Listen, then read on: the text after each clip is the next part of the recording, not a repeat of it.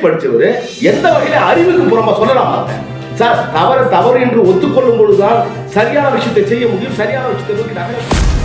மாவட்ட ஆட்சியர் நல்லாவே தெரியுது அந்த சுரேஷ் பிரேமனுடைய மரணத்துல ஏன் கலாச்சார மரணம் எங்க இருந்தாலும் குடிக்காதீங்கன்னு சொல்றதுக்கு துப்பு இல்லை.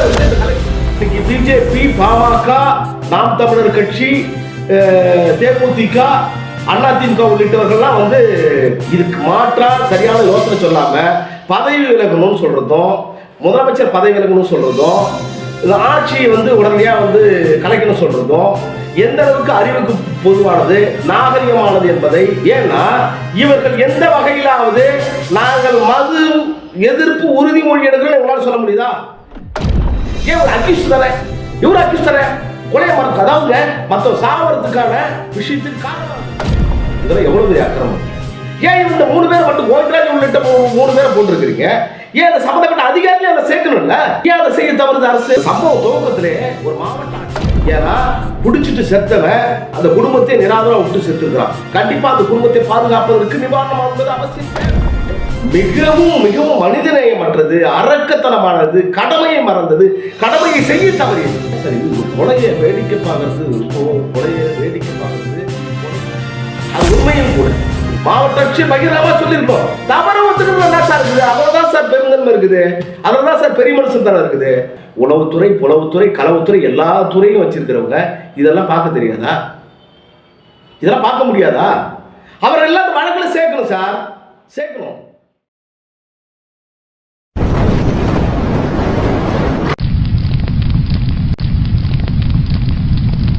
தீச்சுடர் செய்திகளை உடனுக்குடன் தெரிந்து கொள்ள சப்ஸ்கிரைப் பண்ணுங்க.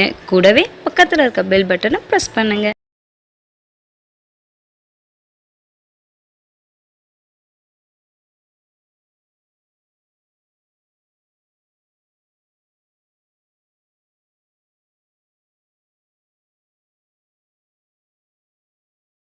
தீச்சுடர் உறவுகளுக்கு இனிய மாலை வணக்கம். இன்று நம்முடன் நேர்காணலில் கலந்து கொள்பவர் சமூக ஆர்வலரும் மற்றும் மனித உரிமை செயல்பாட்டாளரும் ஏஆர்கே தமிழ்ச்செல்வன் அவர்களோடு இன்று கலந்துரையாடல் தொடங்குவோம். சார் வணக்கம். கள்ளக்குறிச்சியில் பரபரப்பாக இருக்கின்ற கருணாபுரம் அந்த கள்ளச்சாராய வியாபாரத்தில் உங்களோட கருத்து என்னங்கிறத கொஞ்சம் பதிவு பண்ணுங்க சார்.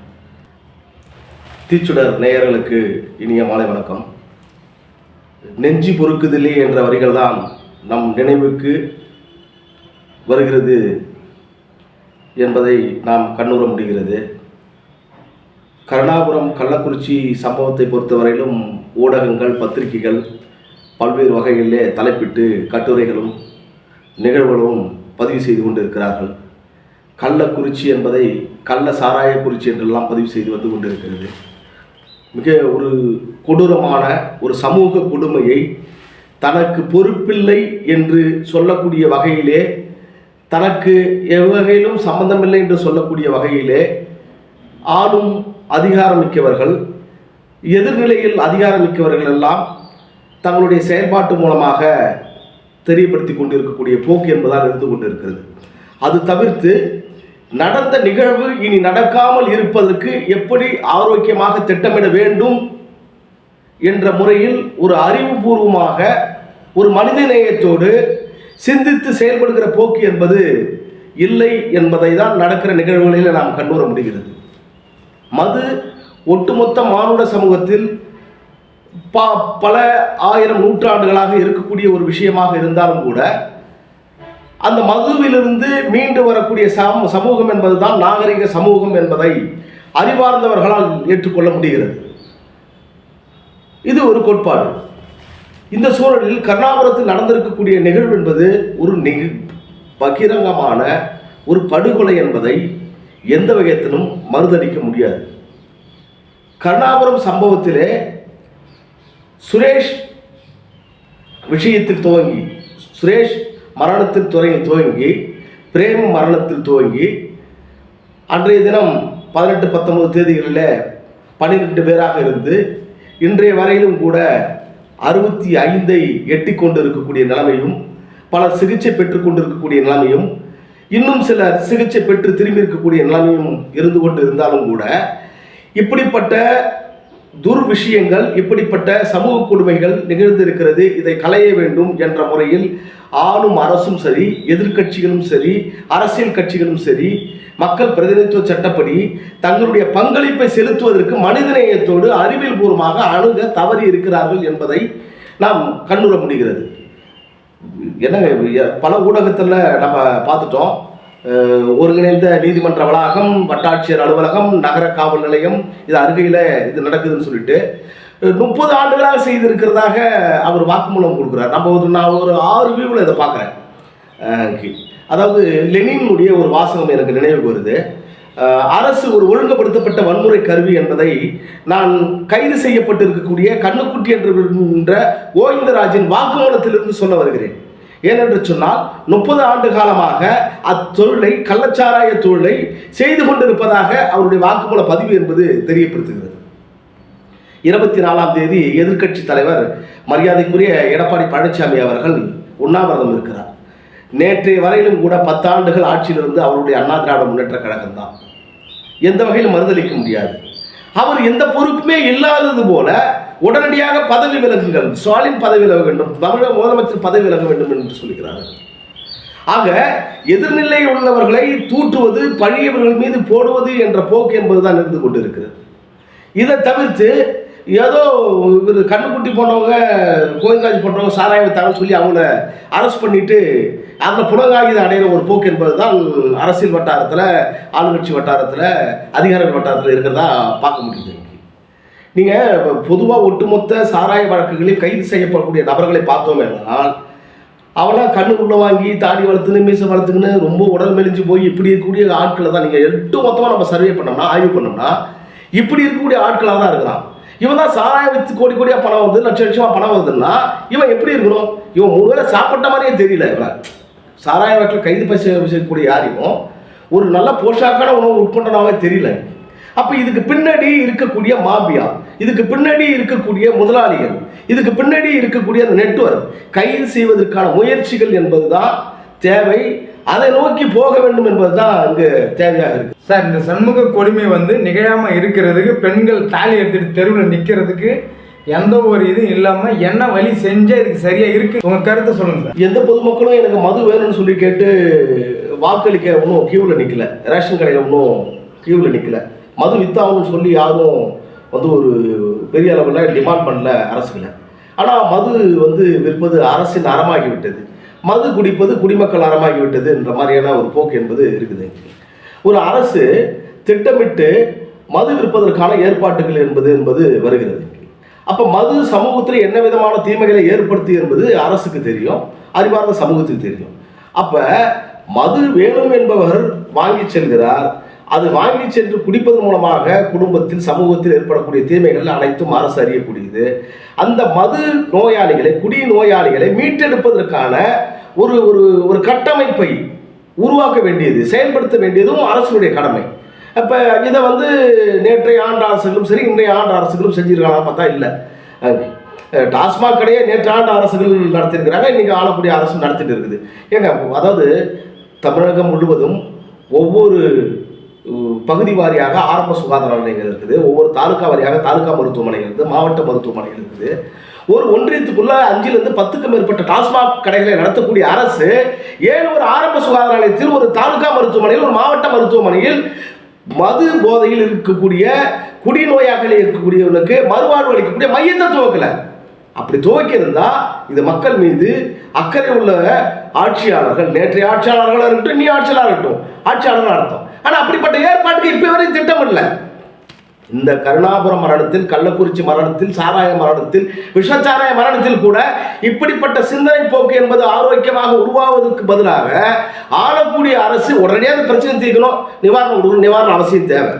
ஏன்னா குடிச்சிட்டு செத்தவன் அந்த குடும்பத்தை நிராதரவு விட்டு செத்துருக்கிறான். கண்டிப்பாக அந்த குடும்பத்தை பாதுகாப்பதற்கு நிவாரணம் என்பது அவசியம் தேவை.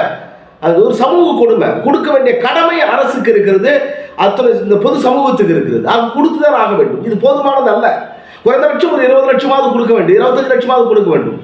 ஆனால் இது மட்டுமே இந்த பிரச்சனையை தீர்த்து விடுமா என்றால் தீர்த்து விடாது.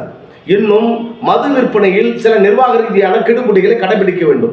24 மணி நேரமும் டாஸ்மாக் மது விற்கக்கூடிய நிலைமை என்பதுதான் இருந்து கொண்டிருக்கிறது. அது நேற்றைய ஆட்சியிலும் சரி, இன்றைய ஆட்சியிலும் சரி. ஆக மது வாங்குபவருக்கான வரன்முரண்படுத்துதல் என்பது அவசியம் தேவையாக இருக்கிறது. 2, இப்படி ரெகுலராக மது வாங்குபவர்கள் சமூக புறக்கணிப்பு அவனுக்கு அரசு சலுகை கொடுக்கக்கூடாது. அவனை எப்படி திருத்த முடியும்? அவனை எப்படி டைட் பண்ண முடியும்? அதுக்கான வேலை இல்லை. சரி, அப்படி மது குடிச்சிட்டு இருக்கக்கூடியவனை மீட்டெடுப்பதற்கு மறுவாழ்வு மையம் தேவை. இப்போ இன்னி வரலையும் கூட இந்த ஆளக்கூடிய அரசு அதை செய்யலை. எதிர்கட்சியில் இருக்கக்கூடிய மிஸ்டர் எடப்பாடி தலைமையிலான அரசு அதை வலியுறுத்தலை. ஆனால் சட்டசபைக்குள்ளே இதை பேசி ஒரு தீர்மானத்தை உருவாக்க முடியும். அதை ஆளும் அரசும் ஏன் இன்னும் அந்த சிந்தனையில் உருவாகலை?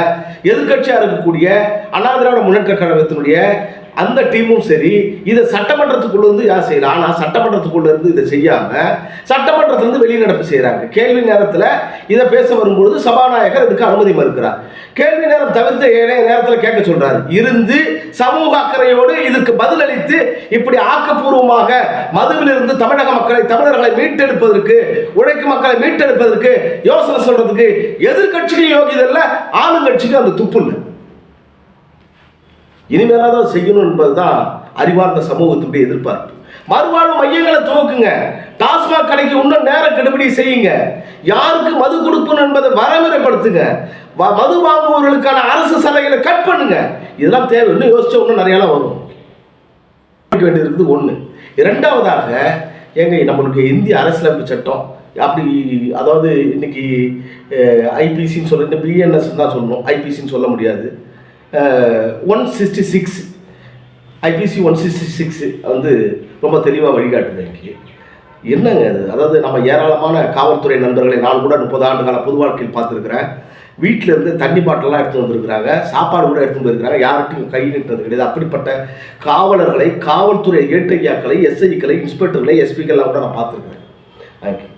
ஆனால் இங்கு நடந்த கொடுமை என்பது இருக்கிறது மிகவும் மிகவும் மனிதநேயமற்றது, அரக்கத்தனமானது, கடமையை மறந்தது, கடமையை செய்ய தவறியது. ஏன் சார் இது கொலையை வேடிக்கை பார்க்கறது, கொலையை வேடிக்கை பார்க்கறது, கொலைக்கு துணை போகிறது, இதெல்லாம் எவ்வளோ பெரிய அக்கிரமங்க? ஏன் இந்த 3 பேர் மட்டும் கோவிந்தராஜ் உள்ளிட்ட 3 பேரை போட்டிருக்கிறீங்க? ஏன் அந்த சம்மந்தப்பட்ட அதிகாரியும் அதை சேர்க்கணும்ல? அப்போதானே அடுத்த அதிகாரிக்கு இந்த மாதிரி செய்யணும், இதுக்கு துணை போகக்கூடாதுன்ற அந்த உத்வேகம் வரும். ஏன் அதை செய்ய தவறுது அரசு? இந்த சம்பவம் துவக்கத்திலே ஒரு மாவட்ட ஆட்சியர் IAS படித்தவர் எந்த வகையில் அறிவுக்கு புறமா சொல்லலாமாங்க? சார், தவறு என்று ஒத்துக்கொள்ளும் பொழுதுதான் சரியான விஷயத்தை செய்ய முடியும், சரியான விஷயத்தை நோக்கி நகர முடியும். ஒரு மாவட்ட ஆட்சியர் நல்லாவே தெரியுது அந்த சுரேஷ் பிரேமனுடைய மரணத்தில் ஏன் கலாச்சார மரணம் எங்க இருந்தாலும் குடிக்காதீங்கன்னு சொல்றதுக்கு துப்பு இல்லை இருக்கு இந்த கலெக்டருக்கு. ஏன் ஒரு அக்யூஸ் தானே, இவர் அக்யூஸ் தானே, கொலை மரணம், அதாவது மற்ற சாவறதுக்கான விஷயத்துக்கு காரணமாக இருந்திருக்காரு. இவர் அது சொல்லியிருந்தா தவிர்க்கப்பட்டிருக்கும் என்பதுதான் பலருடைய வாதம். அது உண்மையும் கூட. மாவட்ட ஆட்சியர் பகிரமா சொல்லியிருக்கோம். தவறு ஒத்துக்கிறதுல என்ன சார் இருக்குது? அதில் தான் சார் பெருந்தன்மை இருக்குது, அதில் தான் சார் பெரிய மனுஷன் தானே இருக்குது. ஒரு மாவட்ட ஆட்சியர் அதை சொல்லியிருக்கணும் சார், சொல்லியிருந்தா குடிச்சிருக்க மாட்டான் சார். பல பேர் குடிச்சிருக்கிறது, தடுக்கிறதுக்கு வாய்ப்பு இருக்குது. எனக்கு அதிகாரமிக்க பதவி மாவட்ட ஆட்சியர் பதவி என்பது, ஆனால் சொல்லி தவறிட்டாங்க. இதில் சம்மந்தப்பட்டவங்க தானே உளவுத்துறை, புலவுத்துறை, களவுத்துறை, எல்லா துறையும் வச்சிருக்கிறவங்க. இதெல்லாம் பார்க்க தெரியாதா? இதெல்லாம் பார்க்க முடியாதா? அவரெல்லாம் அந்த வழக்கில் சேர்க்கணும் சார், சேர்க்கணும். ஒரு மிஸ்டர் ஜாங்கிட்னு நினைக்கிறாங்க, மதுரையில் இருந்ததா நான் ஏற்கனவே ஒரு செய்தியில் படிச்சிருக்கிறேன். அவர் இந்த கள்ளச்சாராய ஒழிப்பு பணியை மேற்கொள்ளும் பொழுது அந்த வழக்கோடு சேர்த்து அந்த கள்ளச்சாராய வியாபாரிகளை, மது உள்ளிட்ட போதை வசதி வியாபாரிகளுடைய சொத்துக்களையும் வழக்கில் இணைச்சார். அதான் இணைங்க, பறிமுதல் செய்யுங்க. எவன் மது விற்பனையில், போதை விற்பனையில், போதைப்பொருள் விற்பனை, அவருடைய சொத்துக்களை பறிமுதல் செய்யுங்க. அவன் குடும்பத்தை அனாதையாக்குங்க சார். மற்றவர்கள் செய்யறதுக்கு பயம் வரும். அரசு அதிகாரியை தண்டிப்பதற்கு, கடமை செய்ய தவறியவர்களை தண்டிப்பதற்கு சட்டம் இருந்தும் அதை பயன்படுத்த மாட்டோம்.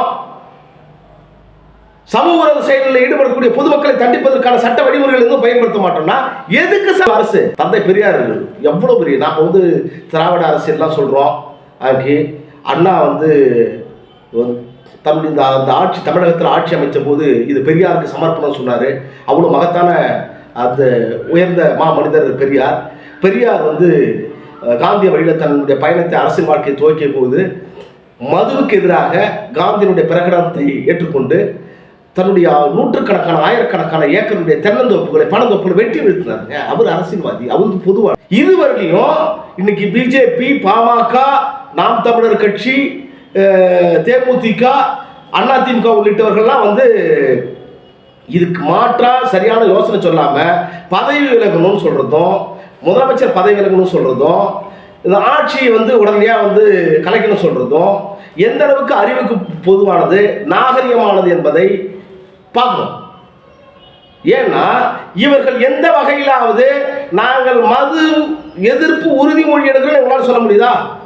நாங்கள் எங்கள் கட்சியை சேர்ந்தவர்கள், எங்கள் குடும்பத்தை சார்ந்தவர்கள், நாங்கள் மது விற்பனையில் ஈடுபட மாட்டோம், மது பழக்க வழக்கத்தில் ஈடுபட மாட்டோம், மது பயன்படுத்த மாட்டோம் சொல்லி இவங்க உறுதி எடுத்துக்க முடியுது? அவங்க சொல்ல முடியாது. சொல்லலையே, இதுவரையும் சொல்லலையே. மதுவிலிருந்து பொதுமக்களை மீட்பதற்கான ஆரோக்கியமான வழிகளையும் இவர்கள் சொல்லவில்லை. அவர்கள் மதுவை பயன்படுத்த மாட்டோம், நாங்கள் எங்கள் அமைப்பு சார்பாக, எங்கள் கட்சியின் சார்பாக பிரகடனம் செய்தோம் என்பதையும் சொல்லவில்லை. இதெல்லாம் சொல்ல மாட்டாங்க. ஏன்னா மது ஏன் அவசியம் தேவையா இருக்குது சமூகத்தில்? அது ஆளும் வர்க்கத்துக்கு அவசியம் தேவையா இருக்குது. இங்க வந்து வந்து ஓட்டாண்டவே இருக்கணும், வேலையில்லாத பட்டாளமாகவே இருக்கணும். இருக்கிறதெல்லாம் வித்துட்டு படிக்க வச்சா பிள்ளை வேலைக்கு கிடைக்கலன்னு சொல்லிட்டு அந்த ஏக்கத்தில் அதை தேடி போகக்கூடியவனா இருக்கக்கூடாது. மது மயக்கத்திலே கிடக்கணும், கஞ்சா மயக்கத்திலே கிடக்கணும்.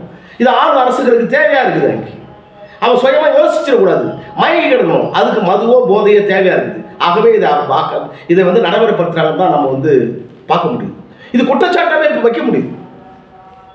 இடதுசாரி கட்சிகள் இதில் வந்து ஒரு பெரிய அளவுக்கு இனிஷியேட் பண்ணியிருக்காங்க. இடதுசாரி கட்சியினுடைய இளைஞர் அமைப்பு ஒரு பெரிய அளவுக்கு இந்த போதை எதிர்ப்பு இயக்கம் நடத்திருக்கிறாங்க. குறிப்பாக இப்போ கூட இந்திய ஜனநாயக வாலிப சங்கம், டைஃப் என்ற அமைப்பு ஒரு பெரிய அளவில் போதைக்கு எதிரான மாநாடுகள்லாம் நடத்தியிருக்கிறாங்க.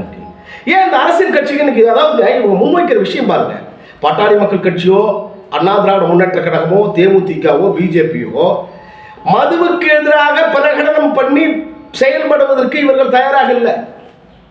இவரை சேர்ந்தவர்கள் யாரும் மது விற்பனையில் ஈடுபட மாட்டாங்க, மது உற்பத்தியில் ஈடுபட மாட்டாங்கன்னு சொல்ல தயாராகவே இல்லை. இது ஒரு பக்கம். இன்னொரு பக்கம், இப்பொழுது வரையிலும் கூட ஆளக்கூடிய அரசு, திராவிட முன்னேற்ற கழகத்துடைய அரசு இப்படி ஆரோக்கியமா இவங்களால சிந்திக்க முடியாதவங்க இல்லை, சிந்திக்க மறந்தவங்களும் கிடையாது.